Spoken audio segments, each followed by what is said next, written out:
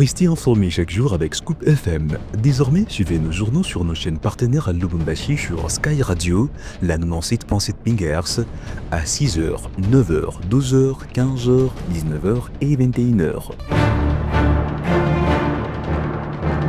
Suivez-nous également sur la radio communautaire Moïseni chaque jour à 9h05, 10h03 et 21h juste. Le journal du Scoop FM passe aussi sur Kipushi 24 Radio à 8h30, 12h30, 16h juste, 18h30 et 21h30.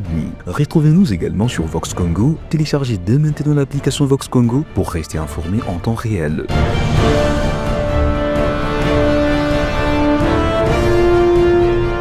Scoop FM, suivez-nous sur notre page Facebook et sur notre chaîne YouTube pour tout savoir sur l'actualité locale, provinciale, nationale et internationale.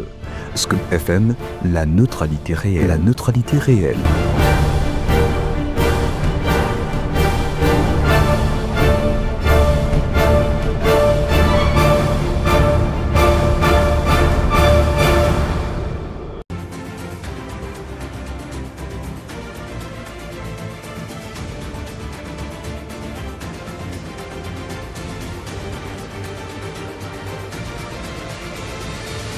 Vous êtes 2 milliers à nous suivre de partout dans les 4 coins du monde ainsi que sur nos chaînes partenaires pour vous informer.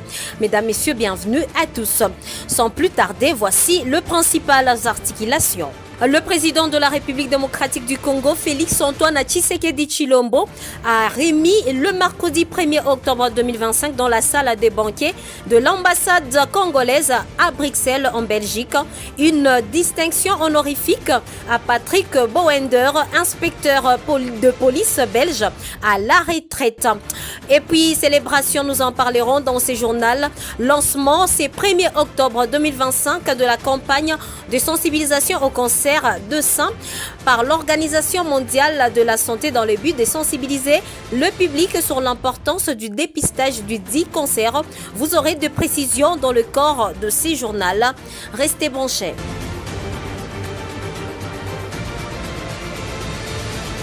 Mercredi 1er octobre 2025, dans la salle de banquet de l'ambassade de la RDC à Bruxelles, le président Félix Tshisekedi Tshilombo a décoré l'inspecteur de la police belge à la retraite, Patrick Bouwender, au titre d'officier dans l'ordre national des léopards, Kabila Lumumba. Cette distinction honorifique conférée par ordonnance présidentielle signée le 18 septembre 2025 reconnaît le rôle déterminant joué par Patrick lors de manifestations de la communauté congolaise vivant en Belgique en rassurant la sécurité des participants et en facilitant les rassemblements de la diaspora congolaise en toute sécurité. Présidé par le chef de l'État en sa qualité de grand chancelier des ordres nationaux, la cérémonie s'est déroulée en présence de nombreuses personnalités congolaises et belges.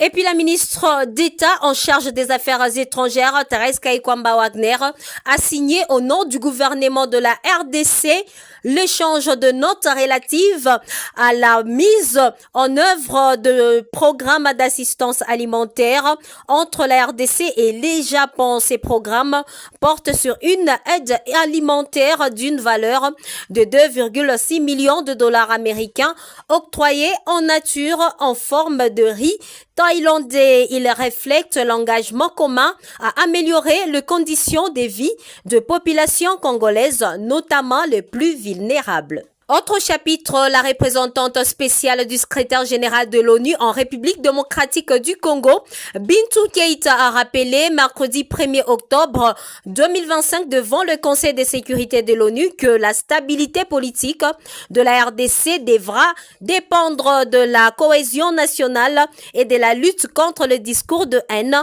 Selon elle, deux conditions sont indispensables pour garantir les élections crédibles en 2028. Plus de détails avec Joyce Kalinga. Aussi, elle a salué l'initiative des dialogues internes lancés par le principal confession religieuse et soutenue par le président de la République Félix Tshisekedi qui a débouché en août dernier sur une feuille de route. Elle dit croire que ce document trace de grandes lignes d'une réconciliation nationale et d'un élargissement de l'espace civique. Cette feuille de route marque une étape décisive, a-t-elle affirmé, sans oublier de souligner que son application sera déterminante pour l'avenir démocratique du pays. Dans son intervention, Mme Keïta a insisté sur le danger des discours de la haine et de la désinformation qui circulent dans les pays. J'appelle tous les responsables politiques à être inclusifs, à condamner les discours de haine d'où qu'ils proviennent et à choisir le dialogue, a-t-elle déclaré avant d'exhorter la population à ne pas propager la désinformation et la mésinformation. Pour les Nations Unies, l'enjeu est clair, sans ouverture politique et sans cohésion sociale, les violences armées risquent de compromettre les efforts de paix et de plonger le climat électoral. Alors que les regards sont tournés vers 2028, Bintou Keïta appelle les leaders congolais à faire preuve de responsabilité et à privilégier l'unité nationale sur les divisions. Le gouverneur Daniel Mbumba a interpellé à l'Assemblée provinciale en cause la chute de recettes à la DRK, le manque de transparence dans la collecte des taxes et les arriérés de salaire des agents municipaux. Il devra s'expliquer devant le député le prochain jour. Fatou Nyembo. Le gouverneur de la ville de Kinshasa, Daniel Mbumba, devra bientôt s'expliquer devant l'Assemblée provinciale de Kinshasa. L'institution a décidé de l'interpeller à la suite d'une question orale avec débat introduite le mardi 30 septembre par le député Aubin Moukano Issoukama portant sur la gestion de la capitale. Parmi les griefs retenus figure la chute drastique des recettes de la Direction générale des recettes de Kinshasa, passée d'environ 5 millions de dollars sous le mandat de Gentini Ngobila à seulement 2 millions de dollars aujourd'hui. Les élus provinciaux dénoncent également un manque de transparence dans la collecte des taxes à l'aéroport international de Ndjili et dans l'exploitation des parkings publics. S'ajoutent à ces accusations les arriérés des salaires des agents municipaux et la gestion jugée opaque du patrimoine immobilier de la ville.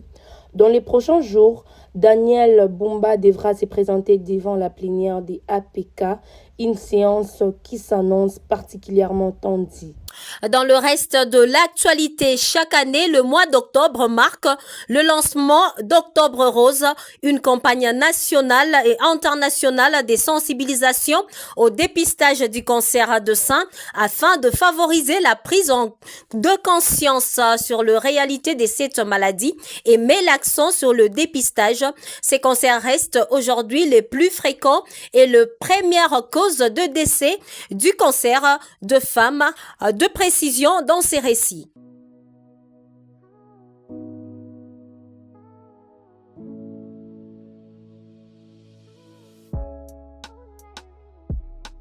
L'événement symbolisé par le ruban rose met l'accent sur le dépistage du cancer.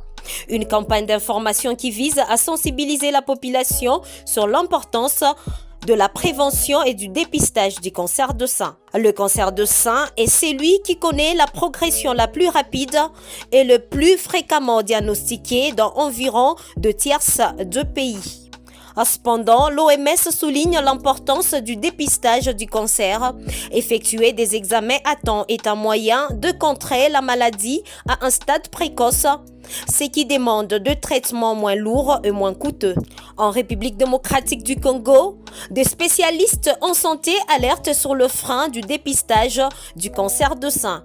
À l'occasion du lancement de la 32e campagne mondiale de sensibilisation au dépistage du cancer de sein, mercredi 1er octobre 2025, les organisations de santé appellent à redoubler des vigilances.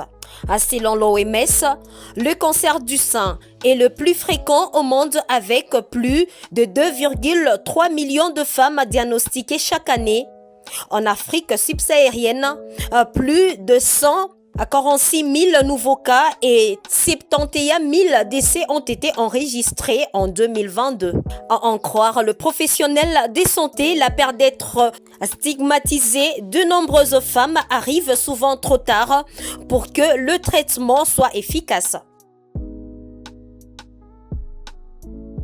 Une situation de panique a éclaté mardi 30 septembre 2025 à l'école Sabrina dans la commune de Mongafula lorsqu'un élève de 4e année commerciale a déclenché une grenade lacrymogène dans une salle de classe.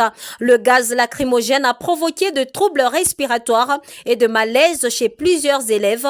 Grâce à l'intervention rapide du personnel scolaire, tous les élèves ont été transférés vers le centre de santé pour une prise en charge d'urgence. D'après des sources, 8 élèves ont été admis aux cliniques universitaires et 4 autres dans les établissements médicaux voisins. Les autorités rassurent que l'état de santé de tous les élèves est stable et encourageant. Tous devraient regagner leur domicile d'ici demain et une enquête a été ouverte par l'inspection provinciale de l'éducation de Lukunga afin de déterminer les responsabilités. Dans le Haut-Katanga, le commissaire provincial de la police nationale congolaise a annoncé le lancement d'une vaste opération de traque contre le faux agent de renseignement communément appelé Bureau 2. Ces individus qui sont accusés de tracasseries, d'arrestations arbitraires, d'extorsion et de vol dans plusieurs quartiers et artères de Lubumbashi. De précision avec Gloire Diboué. Cette opération a été officiellement lancée le mercredi 1er octobre 2025 par les commissaires divisionnaires Blaise Mboula Tilimbalimba lors d'une visite des terrains qu'il a lui-même supervisée. C'est dans une dépêche du service des communications de la police parvenue ce jeudi à nos confrères des 7/7 CD. 5 présumés membres de ces réseaux ont déjà été interpellés. Par ailleurs, le même jour, les commissaires divisionnaires Blaise Kilimbalimba a restitué à son propriétaire plusieurs feuilles des cathodes, des cuivres volés estimés à plusieurs milliers de dollars américains.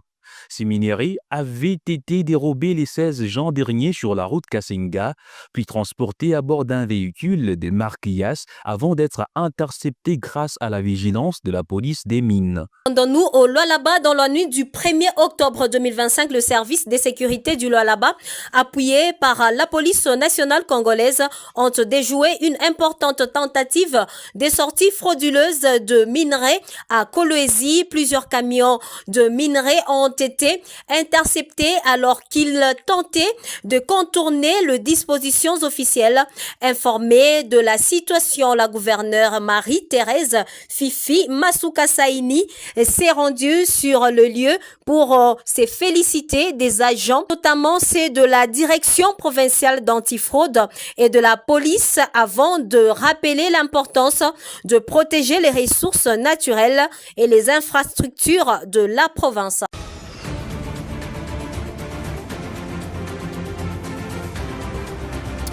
C'était le journal de la rédaction. Merci à tous de l'avoir suivi.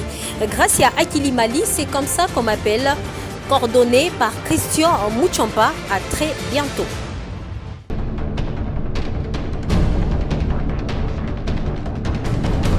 Restez informés chaque jour avec Scoop FM. Désormais, suivez nos journaux sur nos chaînes partenaires à Lubumbashi sur Sky Radio, la 97.7 MHz, à 6h, 9h, 12h, 15h, 19h et 21h. Suivez-nous également sur la radio communautaire Moïseni chaque jour à 9h05, 10h03 et 21h juste. Le journal du Scoop FM passe aussi sur Kipushi 24 Radio à 8h30, 12h30, 16h juste, 18h30 et 21h30. Retrouvez-nous également sur Vox Congo. Téléchargez dès maintenant l'application Vox Congo pour rester informé en temps réel.